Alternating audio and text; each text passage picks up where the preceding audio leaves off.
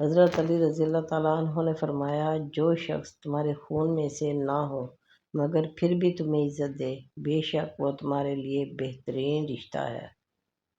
اگر لوگ آپ کو ضرورت کے وقت یاد کرتے ہیں تو برا مت مانیں، انہیں مطلبی نہ کہیں، کیونکہ چراغ کی ضرورت اندھیرے ہی میں پڑتی ہے۔ خاموش رہیں، امیدیں نہ لگائیں، ورنہ خدشات بڑھ جائیں گے۔ بے سکونی رگوں میں اذیت بن کر ناچے گی۔ کبھی کسی کو اپنے جینے کی وجہ نہ بتائیں۔ وقت ایسا ہے کہ تمام اچھی باتیں فون کی گیلری میں اور سٹیٹس پر تو موجود ہیں، مگر انسان کے عمل اور کردار میں نہیں۔ ٹک ٹک کو معمولی نہ سمجھو، یہ زندگی کے درخت پر کلہاڑی کے وار ہیں۔ ہم جو کرتے ہیں وہ کبھی ہمیں غلط نہیں لگتا، ہمیں صرف وہ غلط لگتا ہے جو دوسرے کرتے ہیں۔ سورہ رحمان میں اللہ تعالیٰ نے انسانوں پر 3 عنایات کا ذکر کیا ہے۔ موت کے بعد مردے کے جسم میں بدبو پیدا کی، ورنہ کوئی اپنے پیاروں کو دفن نہ کرتا۔ گندم اور اناج میں کیڑے پیدا کر دیے، ورنہ لوگ اسے سونے اور چاندی کی طرح ذخیرہ کر لیتے اور لوگ بھوکے مر جاتے۔ مصیبت اور دکھ کے بعد صبر و سکون دیا، ورنہ زندگی کبھی خوشگوار نہ ہوتی۔ نماز بوجھ نہیں بلکہ تمہارے بوجھ کو ہلکا کرنے کا ذریعہ ہے۔ اللہ آزماتا ہے اپنے پسندیدہ بندے کو اس چیز سے جو اسے بہت پیاری ہوتی ہے، تاکہ اس چیز کی طلب انسان کو اپنے رب سے ملوا دے اور وہ اسی سے امید رکھے۔ تہجد بہت خوبصورت عبادت ہے، جہاں کچھ ملے نہ ملے لیکن رب ضرور مل جاتا ہے۔ ایک سکون ہے جب عادت ہو جائے، بنا پڑھے سکون نہیں ملتا۔ گناہ کے دوران موت نہ آنا اور گناہ کے بعد توبہ کی مہلت ملنا اللہ پاک کا بہت بڑا احسان ہے۔ آزمائش بھی اللہ کی طرف سے تمہارے لیے یقین کا امتحان ہوتا ہے۔ ہو سکتا ہے تمہاری محبت کو ہی اللہ تمہارے نصیب میں لکھ دے۔ ہر چیز اپنے وقت پر ہی اچھی لگتی ہے۔ نیکی کمانے کا وقت جوانی ہے۔ افسوسناک بات یہ ہے کہ ہم نیکی اس وقت کرتے ہیں جب برائی کے قابل نہیں رہتے۔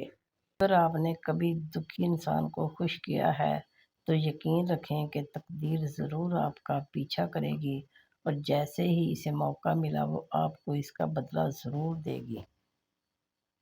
میں نے یہ سیکھا ہے کہ جب تک میں ہر ایک کی ہر بات کو دل سے لگاتا رہوں گا تب تک آپ اذیت میں رہو گے۔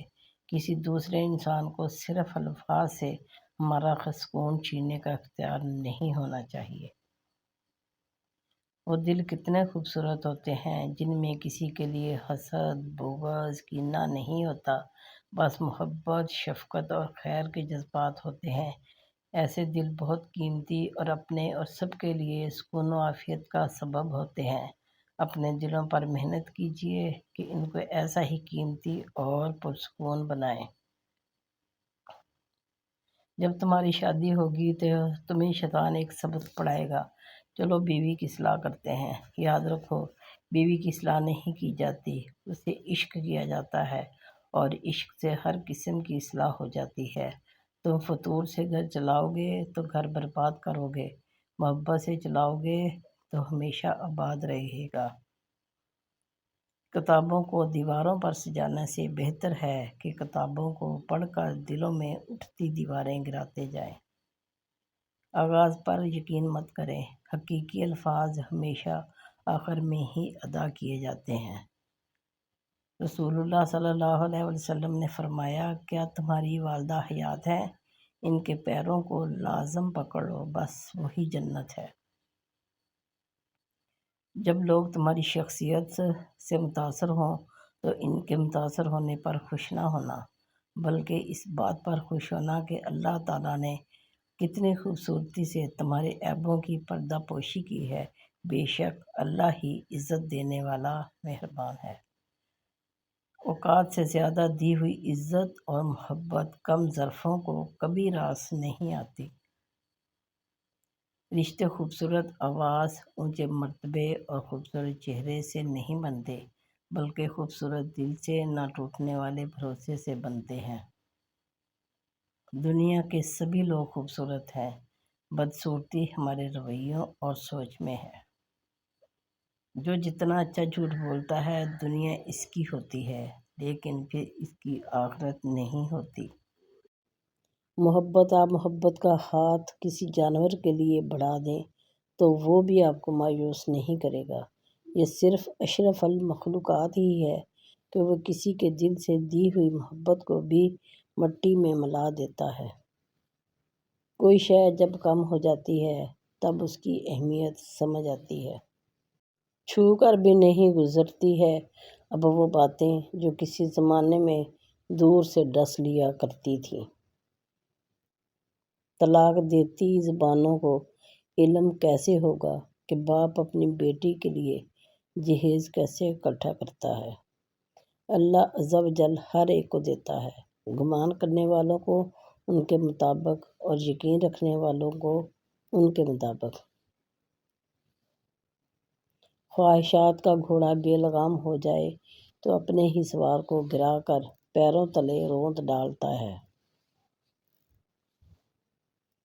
سب کو خوش کرنے کے لیے، رشتوں کو بچانے کے لیے، دوسروں کو ڈھونڈتے ڈھونڈتے ہی ہم خود کو کھو دیتے ہیں۔ ہمیں جس سے محبت ہوتی ہے ہم اس کو تو تمام خوبیوں سمیت قبول کر لیتے ہیں، لیکن خون کو ان خوبیوں کے ساتھ قبول نہیں کر پاتے۔ انسان کے دل میں پیدا ہونے والے جذبات سگنلز کی مانند ہیں۔ اگر وہ برے ہیں تو وہ سگنلز ہیں، وہ حکم نہیں ہیں کہ یہ کرنا ہی کرنا ہے۔ کیا انسان میں اتنی بھی ہمت نہیں ہے کہ وہ ان خیالات کو روک سکے جو اس کو اس کے رب سے دور کرنے والے سگنلز کو رد کر سکیں؟ بیٹی کو ترجیح دیں۔ بلند کردار مردوں کا طریقہ ہے کہ وہ عورتوں کی دل جوئی کرتے ہیں کیونکہ وہ کمزور ہوتی ہیں۔ اس لیے مرد کے لیے مستحب ہے کہ جب وہ اولاد میں کوئی چیز تقسیم کرے تو پہلے بیٹیوں کو دے۔ تیرے پلٹنے کے منتظر لوگ زندگی بھر شجر کی صورت جہاں کھڑے ہیں کھڑے رہیں گے۔ پریشان ہو، یقیناً تم نے نماز اور قرآن کو چھوڑ رکھا ہوگا۔ لاکھ کاٹا ہے تیری یاد کو جڑ سے میں نے، کیا کروں پھر یہ شجر مجھ میں نکل آتا ہے۔ بیٹی وہ پھول ہے جو ہر آنگن میں نہیں کھلتا۔ اللہ ہر بیٹی کا نصیب اچھا کرے، آمین۔ انسان کا ماضی چاہے کتنا ہی گناہوں سے بھرا ہوا ہو، اس کا مستقبل ابھی بالکل پاک ہے، کیونکہ رب کریم بندے کی توبہ کو پسند فرماتا ہے۔ میرے پیارے بہن بھائیوں، ویڈیو پسند آئی ہو تو لائک اور شیئر کیجیے اور چینل کو سبسکرائب کیجیے۔